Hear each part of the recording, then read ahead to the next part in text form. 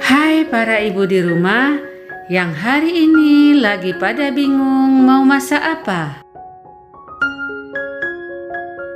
Hari ini saya mau masak buntut ayam cabai hijau khas Padang. Sebelum kita mulai memasak buntut ayam cabai hijau khas Padang, jangan lupa subscribe, share, like, dan komen. Bunyikan lonceng. Ikutin terus aktivitas saya di dapur.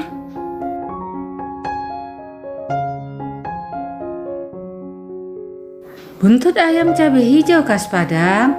Bahan-bahannya: 1 kg buntut ayam, 1/4 kg cabai hijau, 10 buah tomat hijau, 20 buah bawang merah, 30 siung bawang putih, 10 lembar daun jeruk, kapulaga secukupnya, garam secukupnya.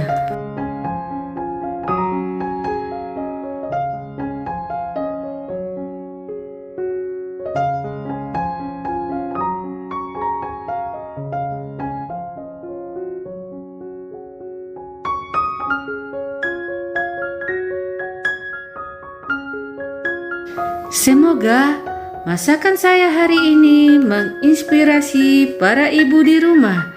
Ikutin terus aktivitas saya di dapur. Saya akan memasak menu masakan rumahan sehari-hari yang bersih, sehat, tanpa MSG.